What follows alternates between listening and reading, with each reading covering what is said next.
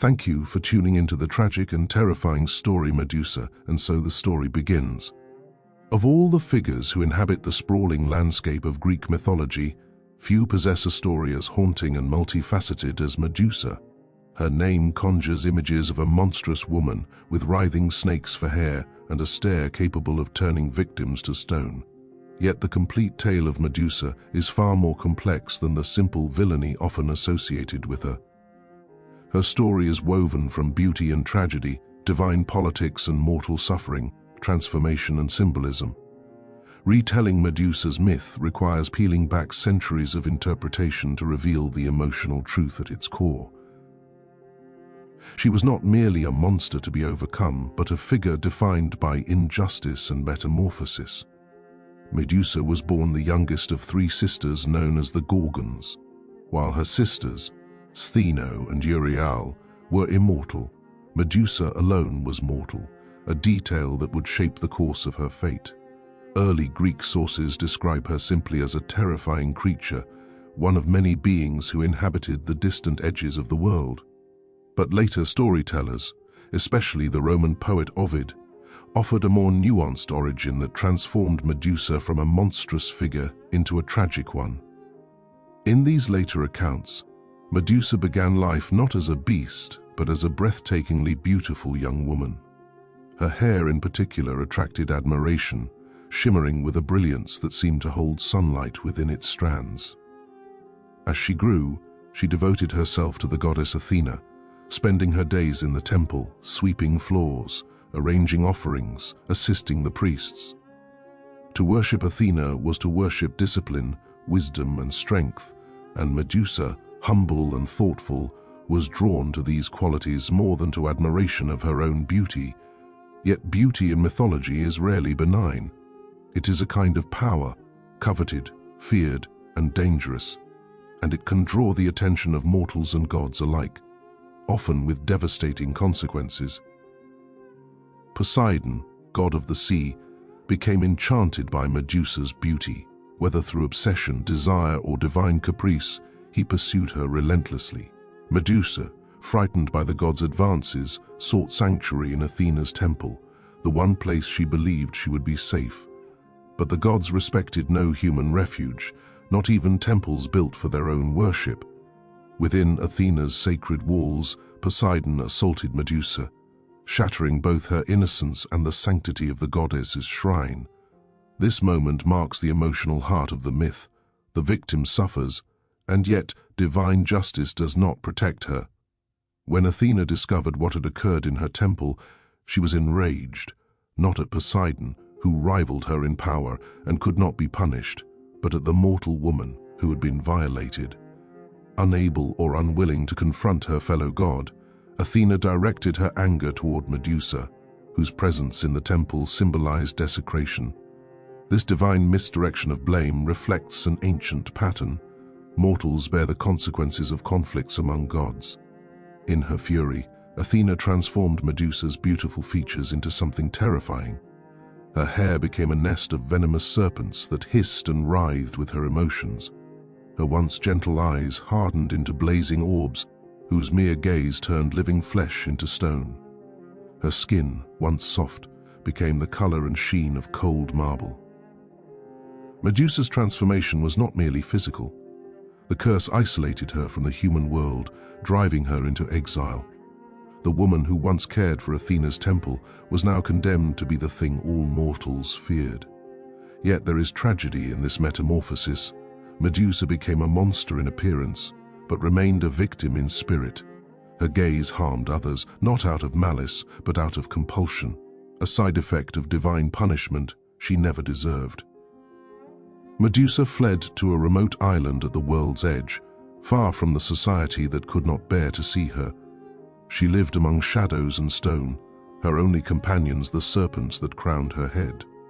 The myth often portrays Medusa as surrounded by statues, each a former intruder turned to stone by her gaze. Yet these silent figures also symbolize her loneliness, for every encounter ended in death. Her isolation illustrates a deeper thematic thread, the punishment of women not for wrongdoing, but for being the locus of divine conflict and desire. Medusa's gaze represents a defense she did not choose and a curse she could not escape. Medusa's story intersects with that of Perseus, one of Greek mythology's celebrated heroes. Perseus was sent by King Polydectes on what seemed like a suicidal mission to retrieve the head of the Gorgon, a task intended to eliminate the young warrior. Polydectes had his own motives, chiefly his desire to remove Perseus so he could force Perseus's mother into marriage. Perseus, guided by Athena and Hermes, received divine tools necessary for the dangerous journey: winged sandals, a curved blade, a magical satchel, and most importantly, a polished shield that acted as a mirror. With these gifts, Perseus approached Medusa's lair.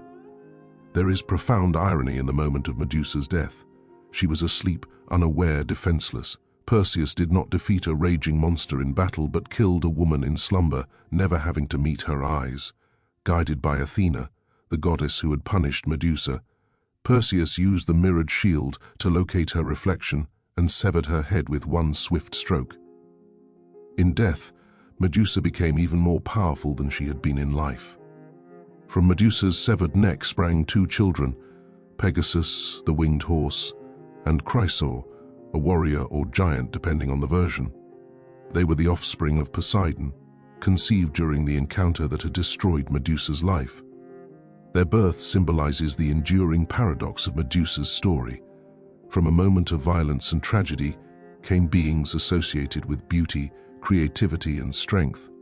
Pegasus, in particular, became a symbol of poetic inspiration and freedom, suggesting that Medusa's spirit lived on in ways the gods had not intended.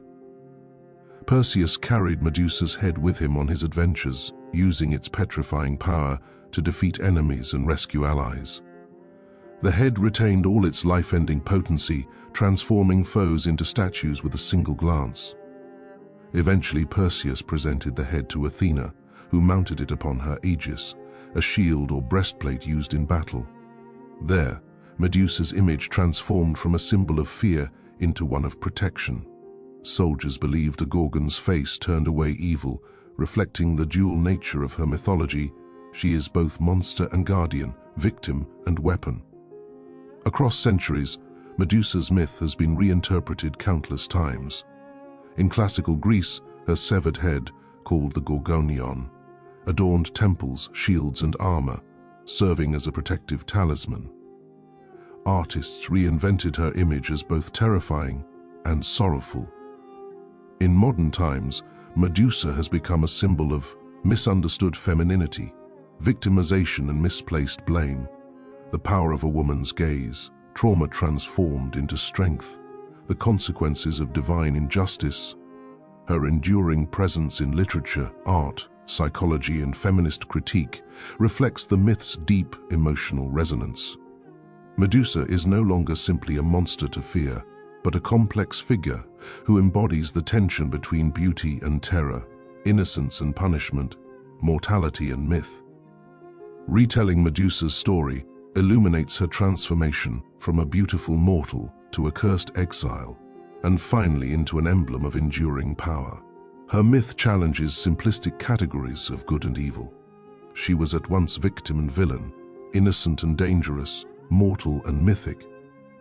Medusa remains compelling because her story raises profound questions about justice, suffering, and the ways in which power, divine or mortal, can shape and distort a life. Her tragic arc invites us to look beyond the surface, to see not only the monster crafted by the hands of gods, but the woman whose humanity was obscured by fear and myth-making. In the end, the most important truth of Medusa's story may be this: she was more than her curse, more than the snakes, more than the stone. She was a woman transformed by gods, by fate, and by the stories told about her. Till the next story is read, please be sure to like, share, and subscribe.